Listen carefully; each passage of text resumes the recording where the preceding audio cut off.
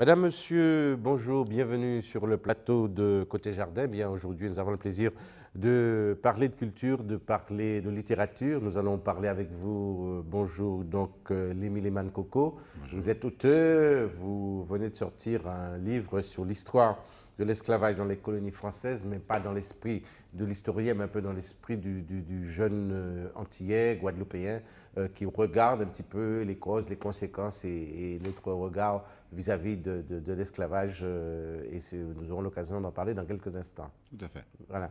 Autre invité, Emmanuel Césaire, vous êtes l'administrateur de CMAC Atrium, hein, c'est vous qui dirigez cette entité culturelle de la Martinique. Et là, nous allons parler de la reprise des activités du CMAC, de l'Atrium, et bien sûr du théâtre aussi, puisqu'il s'agit de la 22e rencontre théâtrale à la Martinique. Tout à fait, au démarrage des activités. Et bien sûr, nous retrouvons après 4 années d'absence les rencontres théâtrales. Très bien.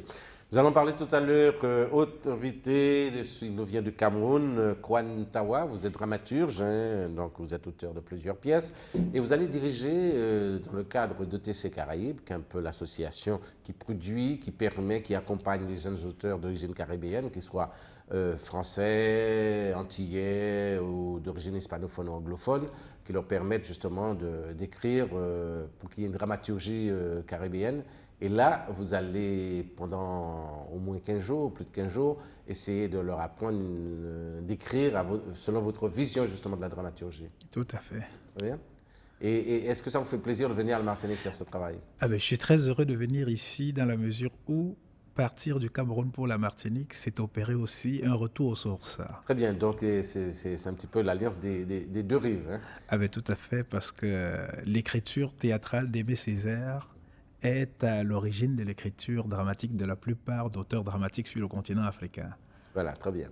Il fallait le dire, et ça fait un moment que ce travail est fait, et pas seulement au Cameroun, mais dans d'autres pays d'Afrique aussi. Absolument. Très bien, mais enfin, Cameroun, c'est quand même un pays de dramaturge, il faut reconnaître ça. Lucette Salibur, vous êtes metteur en scène, vous êtes auteur aussi, dramaturge de théâtre, vous êtes comédienne, vous dirigez le Théâtre du Flamboyant, et là, vous allez nous parler du Collier d'Hélène, que notre ami Emmanuel Césaire reçoit à l'Atrium. Tout à fait. On a le plaisir de pouvoir participer à ces 22e rencontres de théâtre et de fêter par la même occasion nos 20 ans. Très bien, les 20 ans donc, du Théâtre de Flamboyant. Alors, Leman Coco, vous êtes un auteur, bon, il est évident que vous êtes originaire de la Guadeloupe, vous êtes de Morne-à-l'Eau, en Guadeloupe. Oui. Bon, vous avez fait vos études supérieures, vous étiez cadre supérieur, vous avez fait des études informatiques, vous avez monté des sociétés qui ont très bien marché. Mais depuis très jeune, vous avez la passion de l'écriture. Qu'est-ce qui vous a amené justement à écrire ce tout dernier livre, hein, Histoire de l'esclavage dans les colonies? Qu'est-ce qui vous a donné envie? Est-ce qu'il y a une insuffisance? Ou est-ce qu'à votre avis, c'est trop scientifique la partie liée par les historiens et pas accessible à tout un chacun? Et il fallait que vous puissiez trouver une résonance dans le fait qu'il y ait eu l'esclavage et dans notre fonctionnement d'aujourd'hui? Non, ça a été un hasard total. J'ai 2 garçons, dont un à l'époque, le dernier avait 11 ans. En rentrant de l'école un soir, il était en pleurs et il me dit « Papa, c'est en 98, papa, je viens d'apprendre que les Noirs étaient esclaves. » À savoir que mon gamin, mes enfants sont métis. Et j'étais vraiment déçu et gêné de ne pas pouvoir lui répondre. Je dis « Oui, effectivement, ils étaient esclaves. Alors raconte-moi. » Là, je n'avais vraiment pas d'infos. Comme tout entier, on le savait, mais on n'avait pas d'informations parce que les parents, on n'en parlait pas, c'était tabou. J'ai tenté de trouver des informations, des livres pour enfants, je n'ai pas trouvé. Je lui ai dit, écoute, lorsqu'on ira aux Antilles, on posera la question à mamie. Puis il m'a dit, non, t'as qu'à écrire un livre. Je dis, écoute, moi je suis romancier, je suis poète, je ne sais pas faire ça. Et son frère aîné a dit, ça c'est pas notre problème, c'est toi l'écrivain. Et j'ai commencé à ce moment-là à faire des recherches. Et apparu un premier essai qui s'appelait Regards sur l'esclavage, très didactique, surtout pour les enfants, pour les jeunes, pour comprendre le phénomène. Ça, c'est en 2007 vous avez sorti ça. Le deuxième, c'était donc en 2005. 2005, ouais. Et à force de creuser, de chercher, moi-même, j'ai découvert mes racines, mes origines. Et là, je suis tombé dans une espèce de continuité. et j'ai un peu délaissé tout ce qui était poésie et roman pour rester dans mes racines, mes origines. Alors, il faut dire que vous avez fait un véritable... c'est comme si vous préparez une thèse de doctorat, parce que vous avez fait un travail de recherche, de documentation énorme. Absolument. Vous avez pratiquement tout lu concernant justement l'esclavage. Tout à fait, tout à fait. Ça dure depuis 10 ans. J'ai tout lu, je suis allé partout où je pouvais glaner des informations. Et maintenant, c'est vrai, j'ai de grosses réserves d'informations. Et je suis invité à faire des conférences, à en parler du phénomène un peu partout. Je suis d'ailleurs à la Martinique pour une conférence, invité par le CAPSIDEP, et la promotion également de cet ouvrage. Alors, ce qui est intéressant pour les téléspectateurs et nos amis qui sont là, c'est la manière dont vous avez structuré justement ce récit. Parce que ce que je veux dire, ce n'est pas un livre d'histoire, ce n'est juste un récit, vous racontez en fonction, et vous faites une analyse en même temps, en fonction de ce que vous avez retenu et lu de l'esclavage. Vous avez expliqué le mécanisme de l'esclavage. Absolument. Le pourquoi. Ce qui était important, parce que c'est vrai, on en a peu parlé, l'esclavage a été traité de manière historique, mais très scientifique. Il est difficile de comprendre les origines et les conséquences vraies de l'esclavage parce qu'on rentre dans un débat très, très historique, très historien. Et ça, le commun des mortels a du mal à comprendre. Donc, j'ai voulu, avec l'accord de beaucoup d'historiens, parce que j'ai travaillé avec eux, ils m'ont également guidé pour aller un peu en deçà, disons, vers le grand public. Absolument. Ensuite, donc, après le mécanisme, vous avez expliqué la vie sous l'esclavage, la résistance à l'esclavage, pour arriver justement à l'abolition, l'esclavage après l'abolition, ok, et les conséquences de l'abolition de l'esclavage. Parce qu'il y a des conséquences de l'abolition. Énorme, énorme, énorme. Et on le voit tous les jours. L'histoire n'est pas terminée. L'abolition de l'esclavage a été acquise depuis 160 ans, mais les problèmes inhérents à l'abolition de l'esclavage et à l'insertion de ce peuple servile dans la société moderne n'a toujours pas été fait. D'où ce qu'on voit en ce moment, les choses que nous voyons en ce moment. Est-ce que vous n'avez pas été, parce que bon, je connais un petit peu le fonctionnement que peut avoir tout à fait un grand public d'origine antillaise, hein, puisque je rappelle que même si vous venez souvent en Guadeloupe et en Martinique, mais vous vivez en France, est-ce que les gens ne vous ont pas dit ouais, mais pourquoi tu traites de l'esclavage?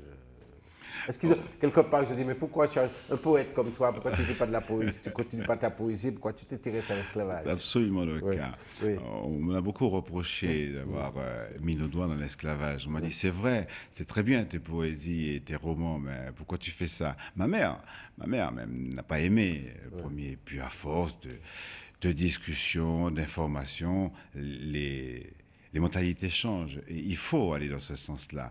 Et sinon, on n'arrivera pas à sortir. Il faut exorciser. Tout à fait, il faut l'exorciser. Et la meilleure manière, c'est de connaître l'histoire, d'aller vers son histoire et d'accepter l'histoire telle qu'elle est. Réaction de notre ami Manuel Césaire, je sens que depuis un moment, il a... Oui. Non, mais je crois qu'il faut féliciter ce type d'initiative, car moi, je remarque l'aspect pédagogique, c'est-à-dire qu'il faut effectivement, certes, exorciser, mais pour exorciser, il faut déjà connaître et comprendre son histoire et pouvoir avoir des outils pour l'analyser et la comprendre. Mais il faut des angles d'approche, je dirais, différents, c'est-à-dire des ouvrages scientifiques avec des démarches scientifiques, historiques. Il y a eu de très beaux ouvrages, de très beaux romans, mais avec des fonds historiques et qui permettent, je dirais, d'amener le lecteur, c'est-à-dire de manière un peu plus parfois séduisante et accrocheuse vers une vérité historique, mais qu'il aurait peut-être rebuté s'il s'agissait de manuels d'histoire. Voilà. Et je crois que quand on peut effectivement allier l'esthétisme de la langue avec, je dirais, une démarche scientifique et d'où la nécessité de s'entourer d'experts, je crois que ce sont des démarches à encourager et afin que nous soyons, parce que nous ne le sommes pas suffisamment, que nous soyons conscients de notre histoire, de notre passé, des méandres de notre passé, des les différentes phases de construction de notre peuple pour pouvoir mieux envisager la construction d'une société antillaise. Voilà. Véritable. Puis j'ai beaucoup de respect pour le travail de documentation. C'est très important, tout à fait. quand on n'est pas historien, qu'on se documente de manière précise pour ne pas se tromper. Si on ne se documente pas, on réinvente l'histoire. Voilà, c'est ça. Non, mais il y a eu beaucoup. Non, je dis ça parce qu'il y a eu, en dehors du travail de recherche sérieux d'historien, il y a eu beaucoup d'écrits au nom de l'esclavage qui étaient d'une médiocrité absolue, qui n'avaient aucun sens, ni qui avaient ni queue ni tête, parce qu'il n'y avait pas de travail de recherche. Vous qui êtes du continent et notamment du Cameroun, est-ce que justement le travail... pour le Cameroun, je ne savais pas si le travail était bien fait pour les historiens sur la notion d'esclavage. Je le savais pour le Sénégal et la Côte d'Ivoire et autres, mais justement, je n'en ai jamais eu l'occasion de discuter avec mes copains camerounais. Au Cameroun, quand j'étais élève en classe de 3e, notre manuel d'histoire s'intitulait La traite négrière. Oui. Mais il me semble que les informations contenues dans cet ouvrage ne sont pas assez suffisantes pour permettre aux Camerounais et aux Africains de savoir ce que sont devenus les ancêtres arrachés à la terre d'Afrique, de savoir ce qu'ils sont devenus par-delà les océans.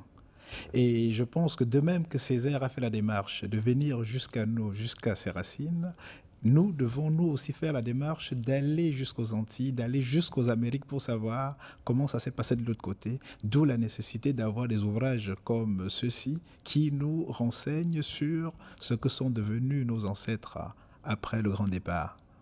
Très bien. Lui, c'est une réaction au travers de la démarche de l'Émile Coco. Mais la réaction surtout, c'est que je vois que dans les textes d'autres auteurs qui apparemment n'ont rien à voir, je pense à Carole Fréchette puisque je suis dedans, elle rentre vraiment en résonance avec notre mythe fondateur parce qu'elle pose le problème justement de l'humanité et des humanités. Et c'est vrai qu'on a besoin de ces ouvrages-là qui sont accessibles pour les enfants, puis même pour les adultes aussi. Absolument. Et puis c'est une manière d'apprendre des choses sans avoir à... Effectivement, j'ai trouvé que beaucoup de gens, j'ai beaucoup de livres d'histoire sur l'esclavage, et des fois, que quelqu'un me demandait, je dis, ah non, mais c'est trop compliqué, parce que référer ça à la date, si tu as trouvé ça très compliqué. C'est vrai, quand on lit, bon, c'est plus accessible, parce qu'effectivement, bon, généralement, les livres d'histoire c'est lié pour les gens qui sont passionnés et qui font de la recherche. Et j'avoue que c'est bien ce genre de récit, mais bien documenté, permet aux gens de mieux comprendre et justement d'exorciser sans avoir de complexe, parce que ce qu'il faut dire aussi, de plus en plus, des gens ont des complexes de parler d'esclavage, comme si ça les tuait d'en parler. C'est la meilleure manière d'exorciser, c'est justement d'en parler. Ça a été voulu, hein. On a demandé aux gens de ne pas en parler. Et puis ça a fait son chemin. C'est pas nouveau, ça dure depuis très longtemps. Le fait de vouloir occulter l'histoire occulte aussi le besoin d'en parler. Et on en est là aujourd'hui. Donc il faut en parler, il faut la découvrir, la connaître et l'accepter. Imaginons la communauté juive ne parlant pas de la Shoah. Oui. C'est ce qu'il la commémore à plusieurs moments de l'année, dans plusieurs régions du monde. Voilà. Très bien. Je rappelle que alors, le livre de l'Émile Coco s'appelle « Histoire de l'esclavage dans les colonies françaises ». C'est un récit très intéressant à lire que vous pourrez retrouver, bien sûr, dans toutes les librairies.